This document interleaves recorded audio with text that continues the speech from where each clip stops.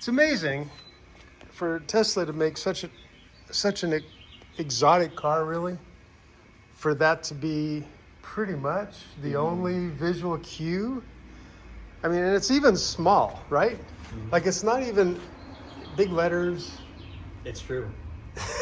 That is an amazingly high-res backup screen. I gotta tell you, that is massive.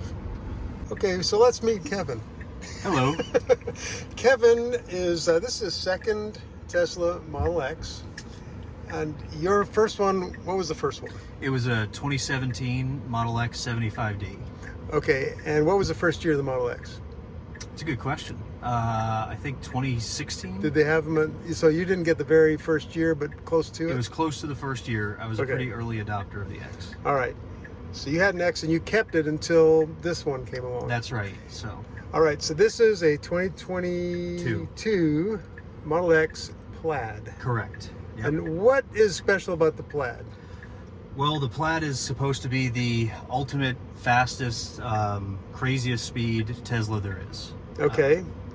And it's available in the S sedan as well as the X? Correct. They have it in the S and X models. All right.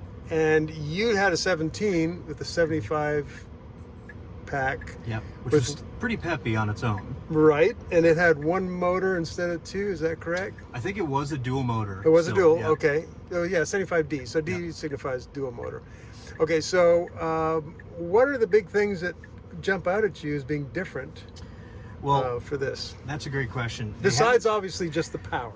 Right, the power is a big difference. Sure. The battery is also a big difference for me going from the 75 to the Plaid. There's also an extended range model that goes far as well. Okay. And a little bit further than the Plaid, but to me, I just had to go for the Plaid and try for the best speed. But the exterior is not all that different. They've only made some slight adjustments to the exterior, so you really can't tell a big difference on that. Right. The biggest difference is on the interior and the performance, of course. Right. So the interior, now you have a completely reconfigured dash.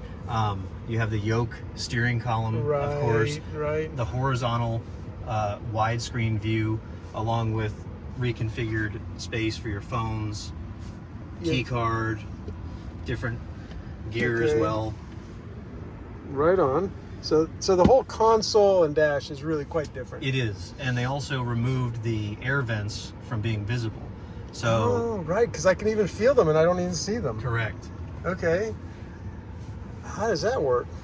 So what's pretty neat is they have this new visual system, and I didn't even realize this until I was messing around with it, but you can adjust the direction using your finger right here for the airflow. Oh, and of course I feel the difference instantly. That is wild. Yeah, still comes with biohazard defense mode and heated and cooled seats and steering wheel, but I think that was pretty neat to be able to realize that. And when I was trying to figure out how to direct the air, and I went in, I really wasn't sure if it was going to work, but it did. Right. So I was happy that that worked and that changed automatically for me. Oh man, that's wild. Now, just as far as convenience features, I think you mentioned there's 2 charging pads now for inductive charging on your phone. They have 2 inductive charging pads here. You can also put, I don't have a regular key fob on me, but you can also have one of the keys you can put down as well. This is actually a key. I didn't even realize that's what that is. It acts as, I think, RFID as a key. Wow, that's crazy. Which is pretty neat. And of course, the weird thing too with the yoke changes, which does give you more visual, but it does take getting used to, especially in parking situations. So I've slipped a few times, I'm not gonna lie, when I'm parking and I'm trying to back or go somewhere and I'm thinking I'm going, a 9 to 2 and you're reaching for the top of the wheel, 10 to 2, and I'm reaching for the top of the wheel, or I'm going across. But now I've gotten used to it, and you kind of feel like you're a pilot. I think the idea is, again, to try to get more and more reliant and used to autopilot and full self-driving as possibilities, which are great. Okay. The other weird thing is you have no controls here for windshield wipers, for blinkers, anything like that. Right. There's almost nothing to this yoke. Exactly. Gear shift. So all that is both on the steering column here, and then for if you're in park, when you press the brake, this automatically shows up to go in a forward or backwards direction. So you would literally scroll to go backwards. It activates the rear view camera. push to go forwards, That's wild. and park like this. So it's pretty wild, all the nuances of getting used to it. When you go from here to a different car, you kind of start going here and you say, oh wait, I have a gear shift that I have to utilize, or it's here, or whatever it may be. Wow. So it takes a little getting used to, but it's actually very intuitive, and most of the time on its own it will actually figure things out for you in terms of going from one place to another. If you park somewhere and you've gone in forward facing, it'll usually adjust to go rear facing automatically, but I always make sure to override it. Okay, so my next question is, do other X's have the same screen situation and dashboard? To the best of my understanding, yes, they do. So I think they've reconfigured it to have the same screen and dashboard. Just so you see the dash there with the yoke, you just have a better view of it. Correct. Yeah, as far as I know. Yeah. Okay, I gotcha. So, and actually this came a lot faster than I expected, because I was on the wait list for a few months, but I think the configuration that I had ordered came about 3 or 4 months faster than a friend of mine who had ordered even earlier than I did. Oh, wow. Which was pretty interesting. So you ordered later, but you got yours first. first. I got mine first. So I think That's just certain crazy. configurations work a certain way. Yeah. But they've updated the interface. It's much faster. The computer system has been a lot faster to work with, and full self-driving is also, I think, a lot more robust in terms of its capabilities when you're on the road. Okay. It picks up a lot of cones. It picks up the stop signs, street lights. I still don't fully trust it. Right. And of course, you always have to activate, by, confirming some tactile contact to the wheel when you're using it. But it's still pretty good, and it's a huge improvement from what it was. Very cool. Very cool. So you're going to take me for a little ride? Absolutely. Let's All right. go for a spin, Let's go shall for we? some fun. Yeah, All sure. right. Why not? So we'll go in forward gear for now. Okay. So as you can see here, it should pick up on the stop sign. Okay, right now here. we're in a real wiggly neighborhood, so does full self-driving work even in a neighborhood like this with little residential streets? To be honest with you, I've never tried it in here. Okay. So we could try it and see how it works. Okay. So to activate now, you have to usually drive, it says, about 100 miles and some highway miles to make sure there's enough signs and clear road paths. And it did take a while until I was on the highway for an airport pickup until it finally picked up. Right.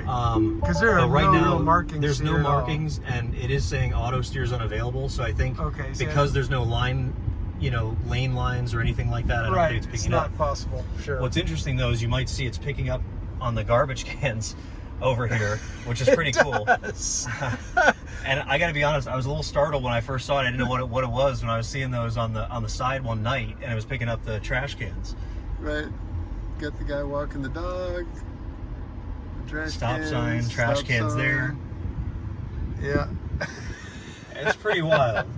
And of course the blinker, is here on the dash as well. So Right, and I'm just going to notice, not only is it picking up that there is a trash can, but it's identifying what it is, kind of. Right. Certainly the stop sign.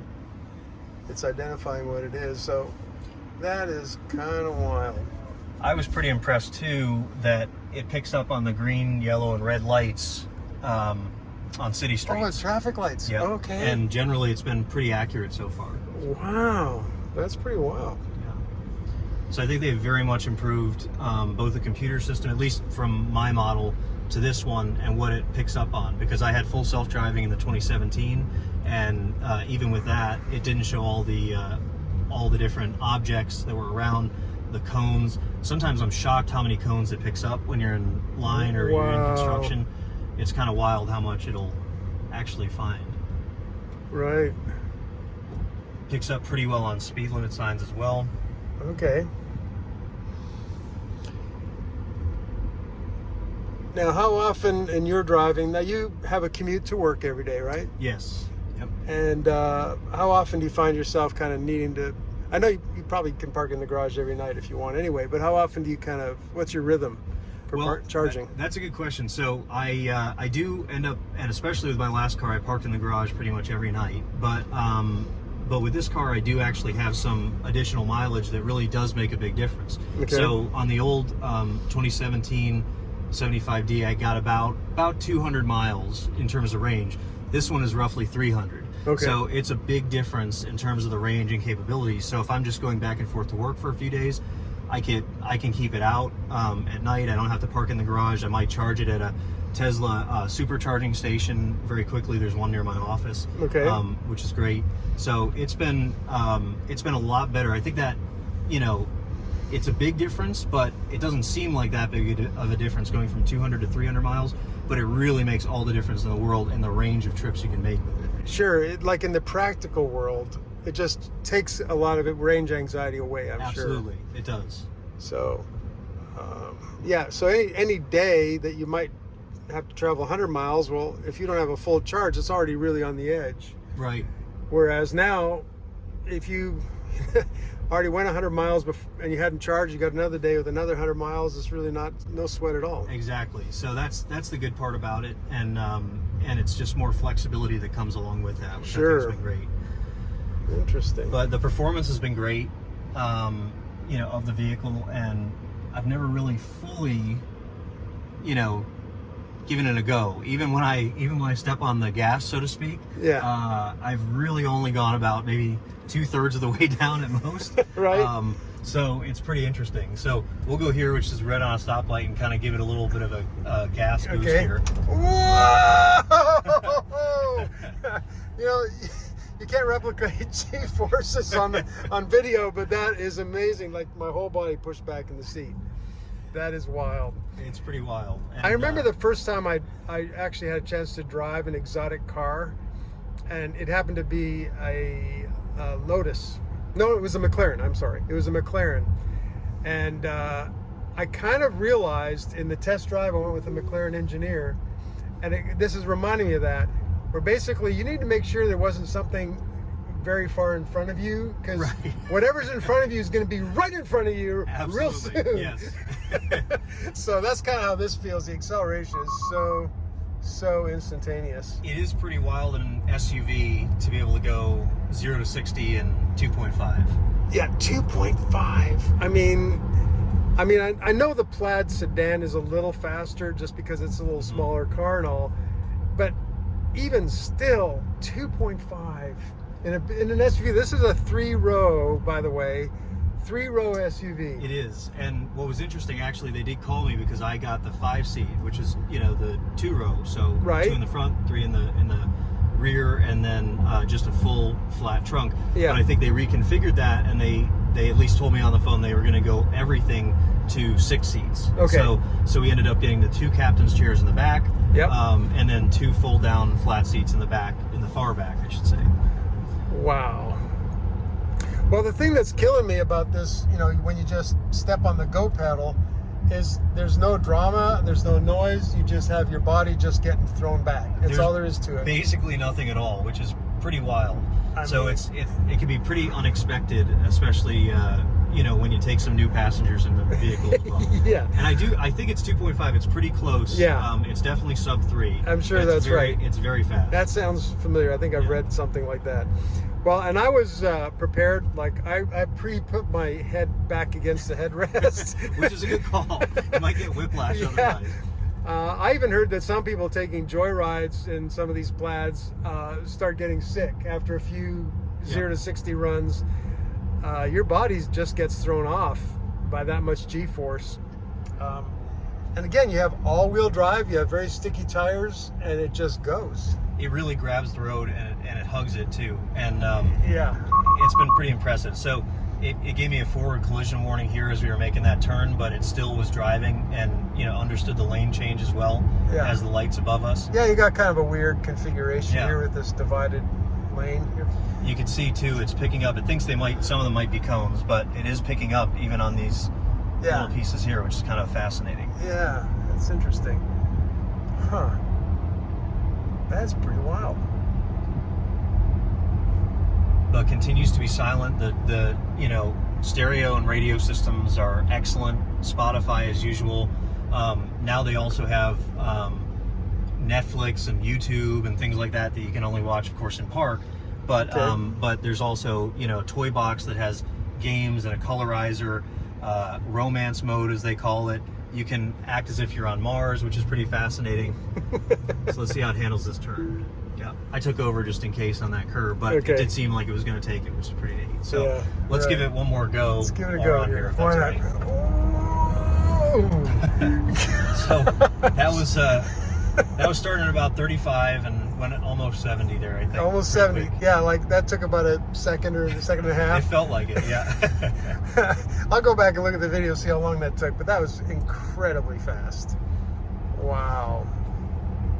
Well, that is, I mean, you know, a lot of times driving a car is very mundane. You're just driving around the city, but you have a little bit of an open lane and you can just hit the GO pedal for a second and just have a little bit of fun that quick. Absolutely. And not even break a law. You can stay within the speed limit and just enjoy that acceleration for a moment. So that's really cool. It is a lot of fun to drive, and everyone who sees it, especially if they see, you know, the Falcon Wing doors, which are always signature on the X, is amazing. And of course, I had that with the previous model as well.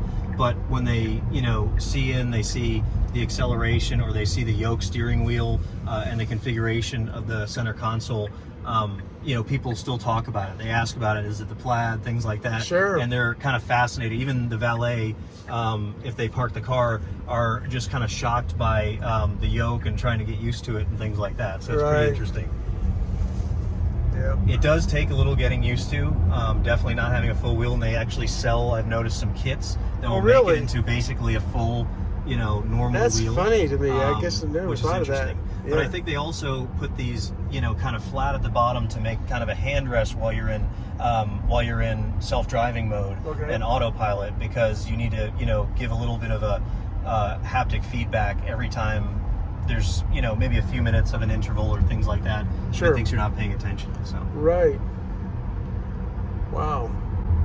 Now, we talked about the heating and cooling system, HVAC. What about the sound system? You notice a big difference from 2017? Yeah, the 2017, I had a good sound system.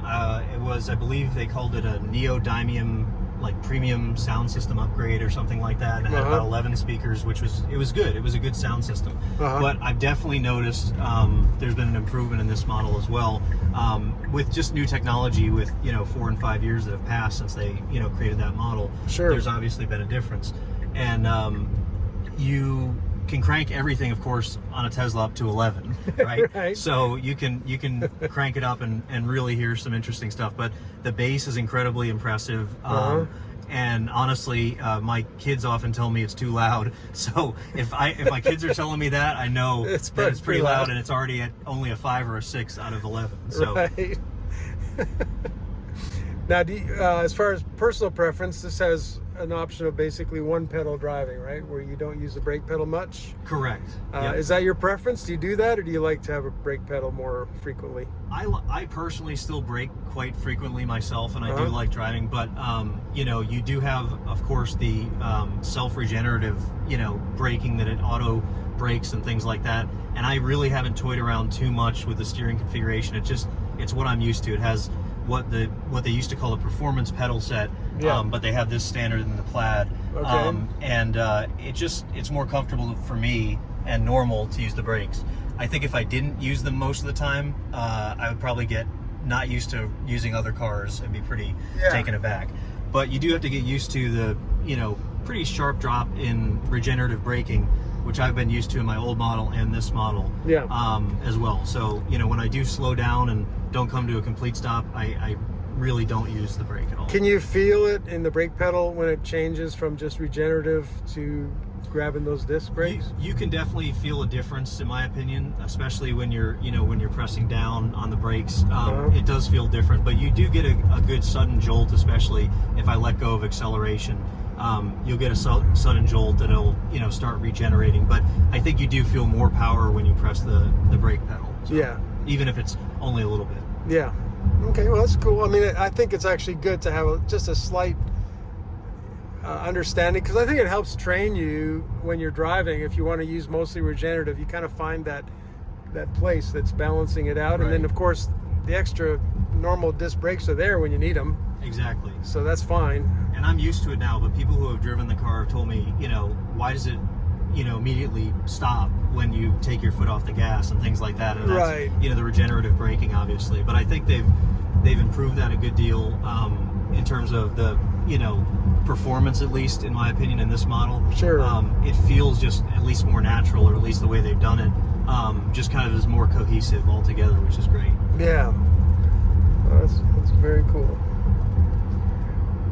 So, did they even offer the 3 rows with the captain's chairs when you had your first one?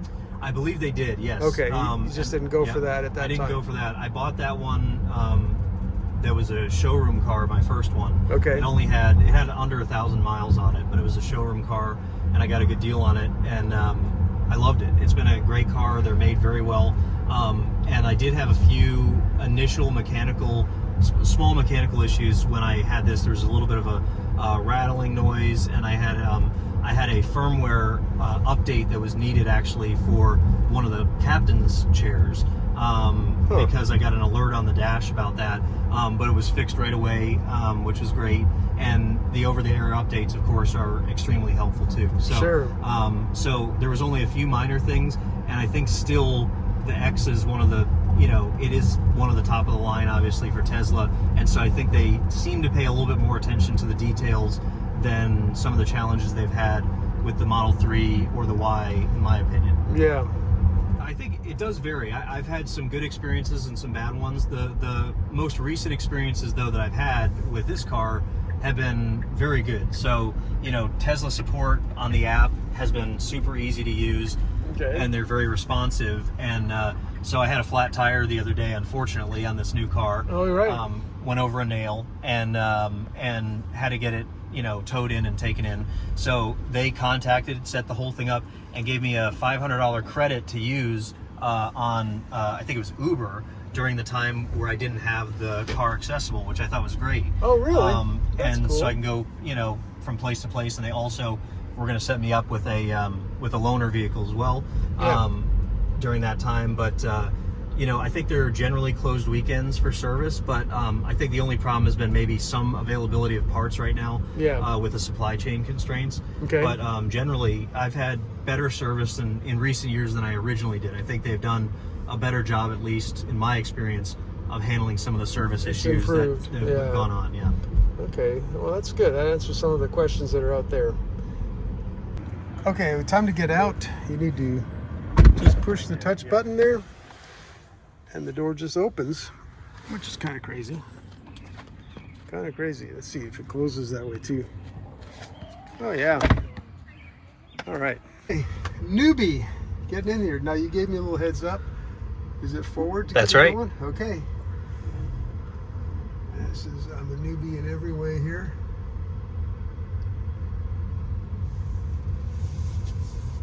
Yeah, right? Okay. Yeah, reaching for that top of the steering wheel.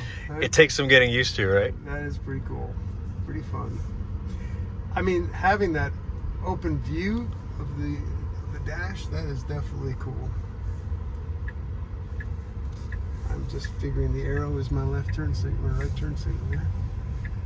Okay. Yeah, definitely some getting used to here. Okay, so I did drive your previous X a little bit.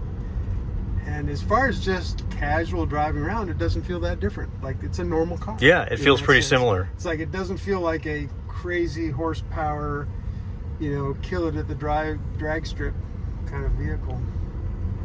That's kind of wild. I mean, I'm old enough as a kid, any vehicle this fast was a custom built racing vehicle. Right. That was the only option. It was not a car you could just go and license for the street. Okay, here we go. Okay, give it a little pedal. Whoa! Yeah, buddy. Now, okay, I'm going to ask you, because you're my co-pilot now. I mean, are you just like something like that? It's a completely open road. There's no one in front of you, and you need to get up to speed limit, right? Right. Are you tempted to do that fairly often? Do you enjoy that? I am tempted to do it, I must admit.